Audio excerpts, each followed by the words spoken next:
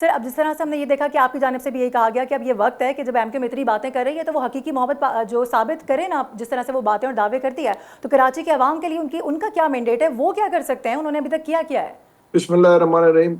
دیکھیں ارشد بورا صاحب بالکل جو بات کر رہے تھے، میں کچھ چیزوں میں اتفاق کرتا ہوں،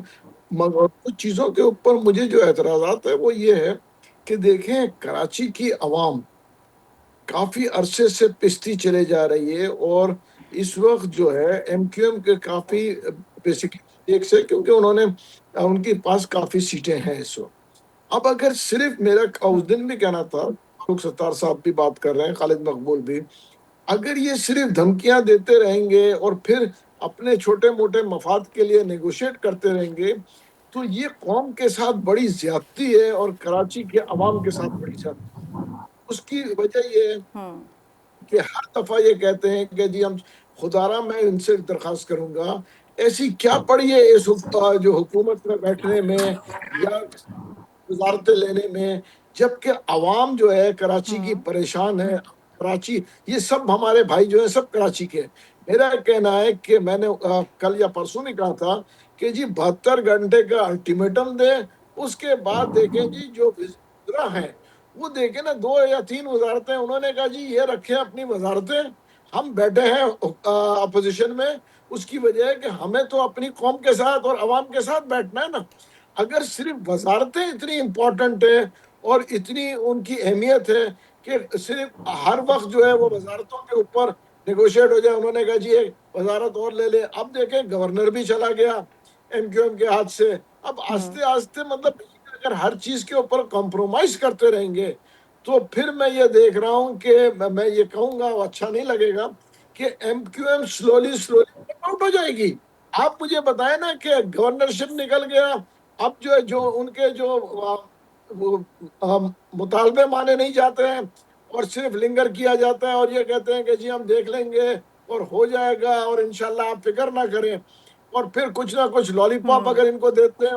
ہم یہ لالی پاپ لے لیتی ہے اور پھر وہ کہے گی کہ دیکھیں جی ہم اب نہیں جا رہے ہیں۔ تو یہ میں کہوں گا کہ کراچی کے لوگوں کے ساتھ بڑی زیادتی ہے اور یہ ہونا نہیں چاہیے۔ ہم سالوں سے سن رہے ہیں، برا جی نہ لگے میرے بھائی کو، ہم سالوں سے سن رہے ہیں کہ جی یہ دھمکیاں ہوتی ہیں، اس کے بعد جو ہے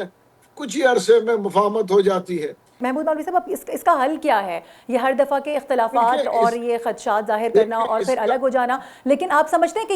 یہ جو پریشر جس طرح سے ڈالا جاتا ہے وفاقی حکومت پہ کوئی فرق پڑتا ہے اس کا؟ دیکھیے اگر ہمت ایک دفعہ جو ہے نا ایم کیو ایم ہمت کر لے اور تھوڑی سی ان کے جو لیڈران ہیں جن کے پاس وزارتیں ہیں اور یا جو کہ اس وقت جو مین لیڈران ہیں وہ تھوڑی سی قربانی دے دے نا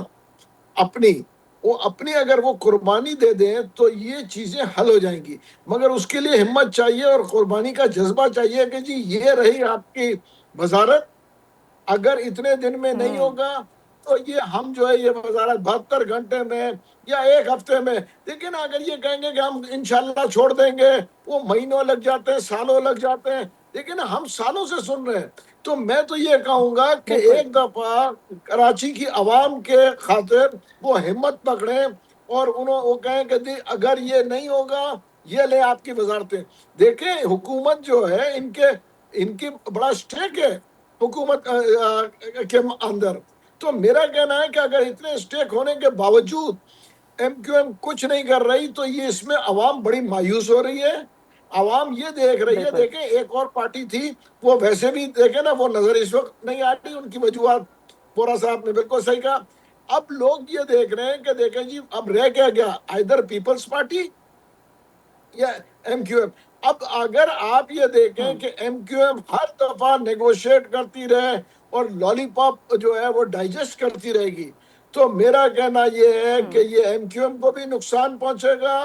اور عوام جو ہے کراچی کی عوام دیکھیں ویسے چلے ہی محمود جو مولوی ہے صاحب، ٹائم چونکہ بہت بدظن شارٹ ہوتی ہے، میں جائے گا۔ لاسٹ کامنٹ ذرا بورا صاحب کا لے لوں۔